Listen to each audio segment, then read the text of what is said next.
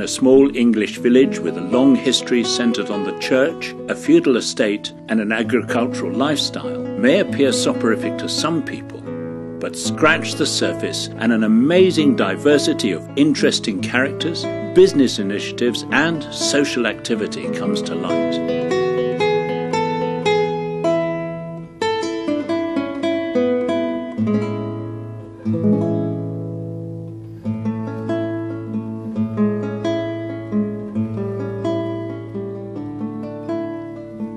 Little and Great Braxted are two such villages next door to each other in mid-Essex.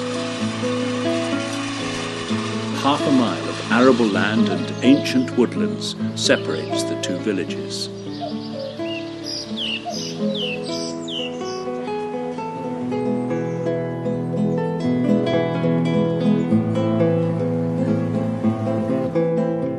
Great Braxted is mentioned in the Domesday Book, and the village was originally located in Braxted Park Estate near the church.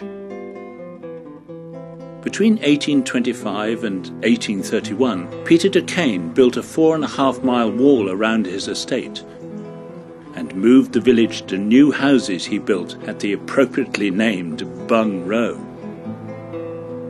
Nowadays, the Duquesne Arms and the village store and post office are at the heart of Great Braxted, with many pretty cottages dotted along the main street.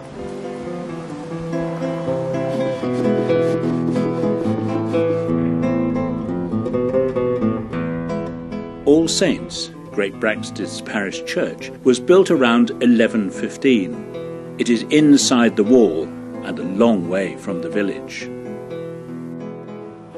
The rector, Martin Fletcher, and the churchwarden, Ken Hornet, outlined the consequences. In essence, the village, the main part of it, is now a mile away from the church. Now, of course, today that gives us a problem because people don't walk to church. They have to come by car or be given lifts. So we will have to work hard to keep people advised of what's going on and make sure that we have regular attendances. Our weddings ministry has really taken off, hasn't it? Well, absolutely, and I think people like the fact that this is a beautiful rural church, nearly 900 years old, and in a glorious setting. And it's almost a fairy tale, isn't it? Yes. Well, we've got a wedding tomorrow, and the flowers for tomorrow's wedding are absolutely outstanding, aren't they?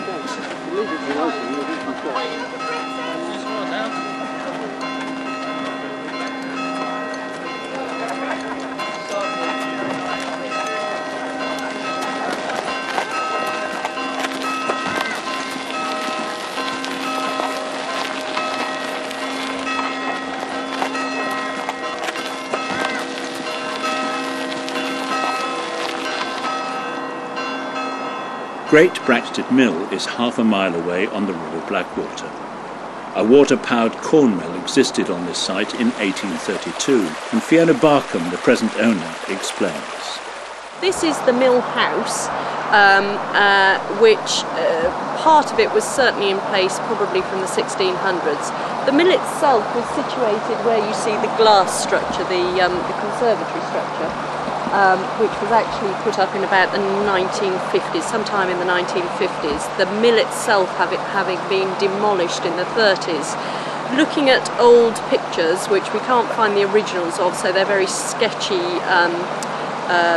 illustrations in a book called The Watermills of Essex, it would appear that the actual mill structure covered both of the mill races and that a wooden wheel was situated on the second set of races that actually drove the power to grind the corn. The local British Legion branch organises a service of remembrance each year at the Braxted and Wickham Bishops' War Memorial.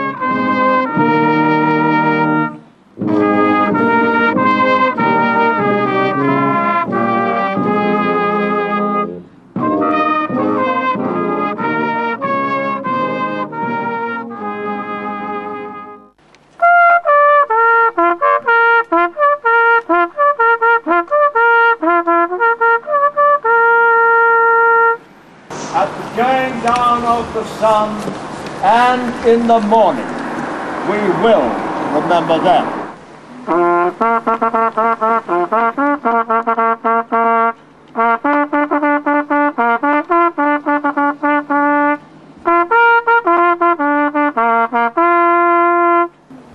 Little Braxted has its own pub, the Green Man, alongside a picturesque village green. The centre of the village has Grade 2 listed houses and a number of picturesque cottages. Some in Braxted Road have recently been renovated or extended, and others are currently undergoing restoration.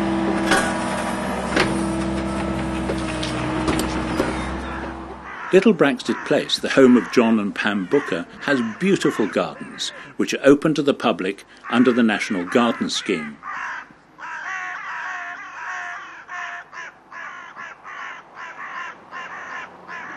The house is Grade 2 listed and was built in the 17th century, as John explains. I think it's around about 1674, and it was actually fairly small then, a cottage, but it was expanded in round about 1705 to its present appearance, Queen Anne style. It was sold to the Church of England in 1869 and served as the Little Braxted Rectory until 1980. Between 1896 and 1906, the rector was the Reverend Ernest Geldart. He built St Mary's Chapel alongside the rectory, and weekly communion services are still held there on Wednesday mornings. Geldart also extended and lavishly decorated the parish church of St Nicholas, a mile away towards the River Blackwater. Father Stuart Batten has recently arrived in the parish and is clearly impressed by what he has found. Well, the church is a Grade 1 listed building. The main part of the church is 12th century, with the north aisle added in the later part of the 19th century by a priest called Father Geldart. I understand that this church is quite unique in that the inside of it is highly decorated with Victorian wall paintings and murals, which apparently attracts national and international interest, and that's certainly borne out by quite large numbers of visitors that we have come here to Little Braxted. We've been using the term a hidden treasure recently in some of our literature, and that is clearly how many people view Little Braxted. When they discover it, many people wonder how they had missed it for so long, that this hidden treasure on their doorstep. And for many people, things like the wall paintings and the atmosphere created by the candles, our midnight mass, for example, last Christmas, I found quite a wonderful worship experience. Yeah, we enjoy it very much. Folk are extremely friendly down in these parts, and yeah, it's a joy. It's a joy to minister here. The River Blackwater wends its way through Great and Little Braxted on its way to Malden and the sea. Only 100 yards from St Nicholas Church, the river crosses under the road at Little Braxted Mill. The mill house is now a private residence, and it is a popular attraction in the Little Braxted biannual Open Gardens Festival.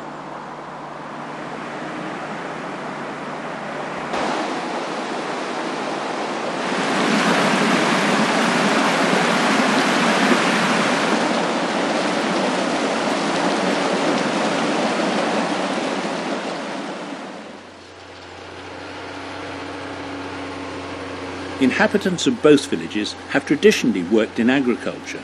Today, most commute or are retired.